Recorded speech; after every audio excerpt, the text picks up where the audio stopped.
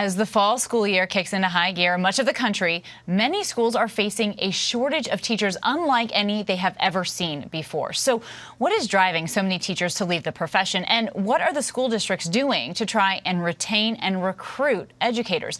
ABC's Mireya Villarreal takes a look.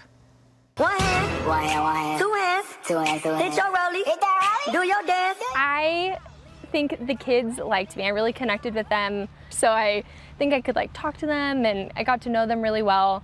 The boys were hilarious. I have pictures of doing TikToks with the kids at lunch because I think I was a very approachable teacher, so I got really close with them. KJ Larson started teaching at a charter school straight out of college, eventually moving into Denver's public school system as a business teacher. I really wanted to have a positive impact on my community, especially at that point in my life. I really want to invest in the people around me and help where I'm living. But several family members, including her parents, who were teachers themselves, warned the 23-year-old to stay away from the profession, encouraging her to find another job that was more flexible with better pay. And I think they were you can't really keep what you like to do and living in Colorado on that salary.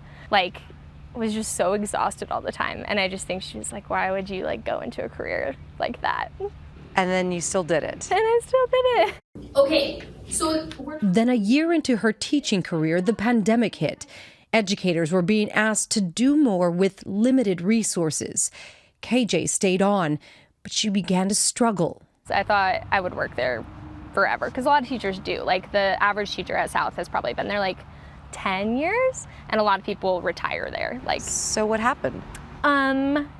So many things. I think my rent increased exponentially. That was a big one, okay. 48%. And I could no longer afford to live in Denver.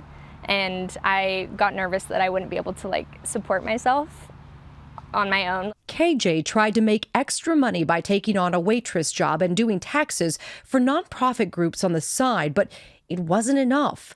The pressures of teaching in the pandemic also weighed heavily on her. I had 200 students at South, and so I just didn't know them as well. I didn't feel as connected. I care a lot about education, and I think I was just angry a lot because I was I can't believe we're doing this. This is not helping the kids. This isn't helping me in the classroom.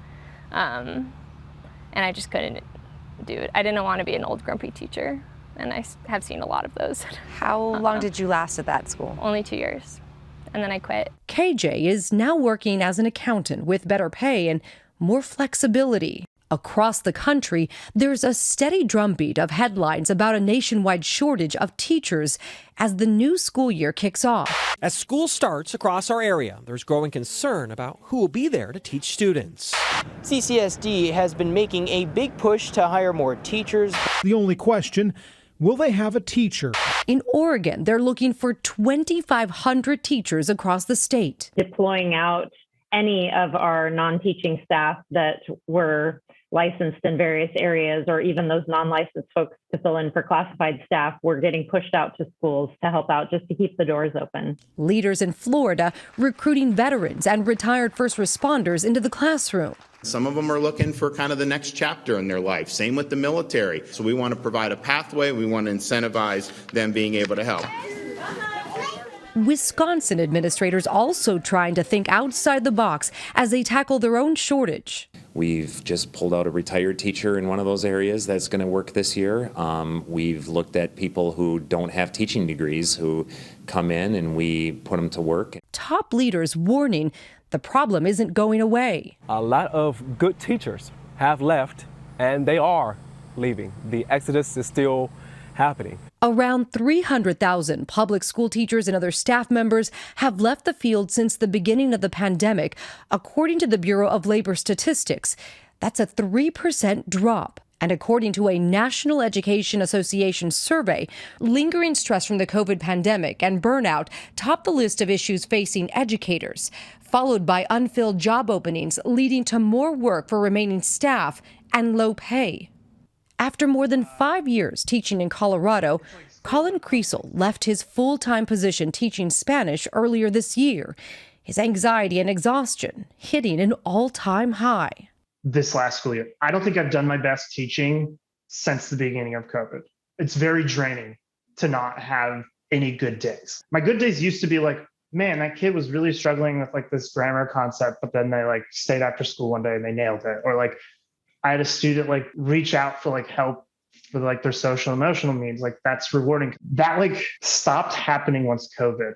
Creasel is now subbing until he finds his next career. I've been considering going into like landscape architecture, urban planning. And just while I figure that out, and even if I'm like back in school, I might just take up a sub job, but I don't plan on doing it like full time. I'm like trying to just get out, and I'm like really well qualified to do it. But it's not like I have committed to not being a teacher anymore.